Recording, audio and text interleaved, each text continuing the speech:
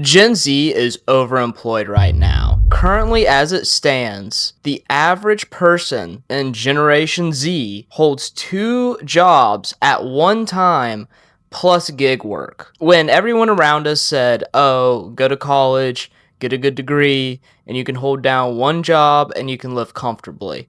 Unfortunately, that's not true anymore. And if you don't have any experience, good luck even finding a job in the first place. That's why there is the rise of gig work, tipping at every stand-up kiosk where a robot served you instead of an actual human being, and no one's even bringing you your food. The prices of current necessities have gone up, while the prices of luxuries have actually gone down. And that's why older generations actually say that Gen Z is super lazy and they just need to stop buying coffee and dollar cost average in the S&P 500 and they'll be perfectly fine. Unfortunately, that's just not the case anymore. About 20 years ago, a video game was about 50, 60 bucks. If you go even earlier into the 80s, video games were $100. If you wanted a really good TV, you're looking at $500 to $1,000. Whereas rent back then was between $400 in the 80s and about $800 in the early 2000s. I can go online and get a flat screen plasma whatever TV for about $95.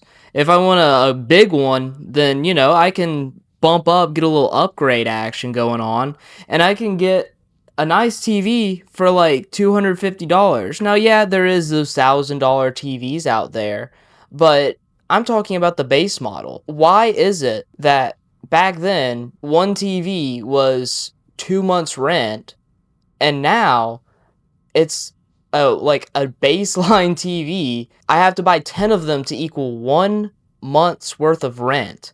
And let's not even get to talk about food and other stuff that's required to live. Everything has gone up, yes, but especially the things that you need to survive, because what are you going to do? Die? Live in a tent in the woods?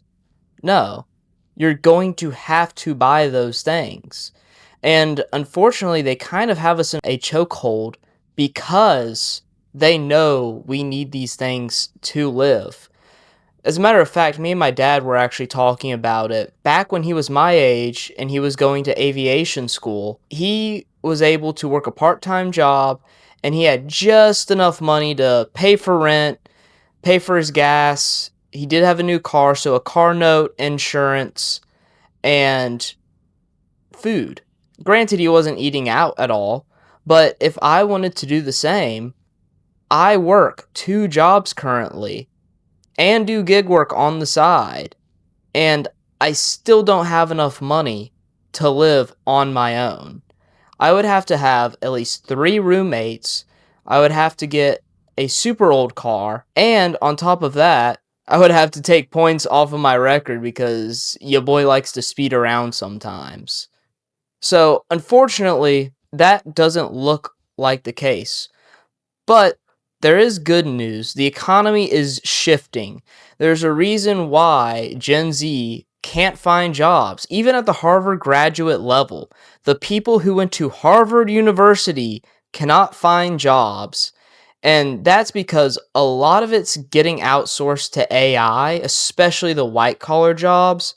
The blue collar jobs, they're fine for now until Tesla rolls out their humanoid robo machines that can weld a pipe because they got a welder integrated into their hand.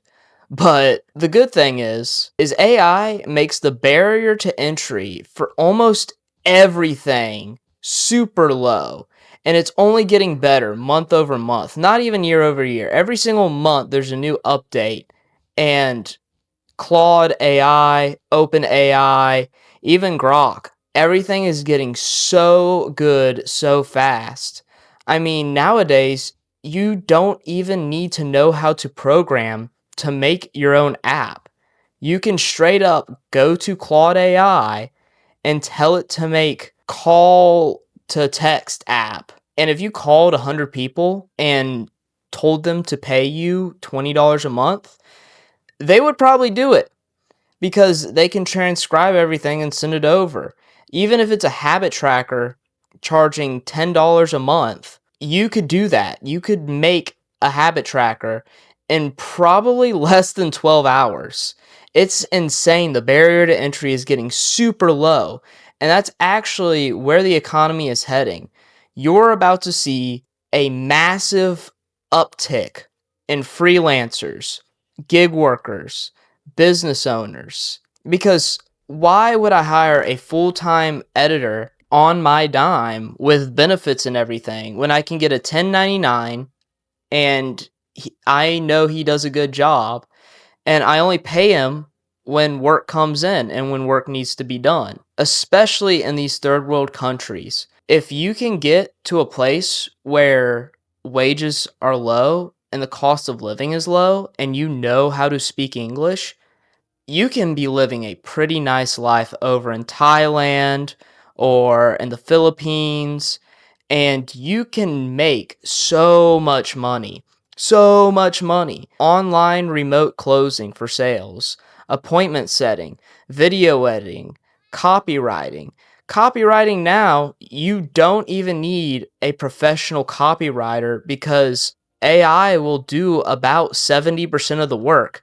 Now, granted, you do need to get a little bit of skill so you know at least what good copy looks like, but you can make so much money. It's insane. And this is beneficial for two reasons. One, again, the barrier to entry is in hell. You literally just need an internet connection and time to watch YouTube videos and the actual will to live and do stuff. And congratulations, you can make so much money.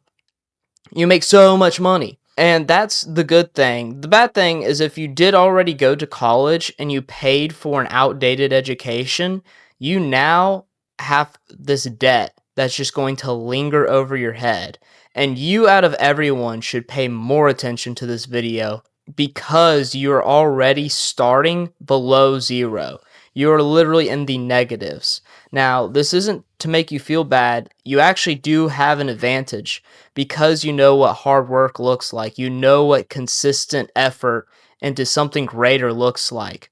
So you actually have a massive advantage. And if you do want to know how to make money and how Gen Z has to make their money now, I actually just made a video. You should definitely go and check it out because I go over all of the good jobs and I go over the best businesses to start if you're in Gen Z, especially aligning with your specific personality traits. Because someone who's an introvert isn't going to do good in sales. Same way as someone who's an extrovert might not do good in the editing dungeon where you're staring at a screen for 4 to 6 hours at a time and getting zero human interaction. So definitely go check that out. Also, before you do so, please click the subscribe button. It would genuinely mean the world to me. I want to help this generation out because I firsthand know the struggles, and I hope you genuinely enjoy this video. I'll see you in the next one.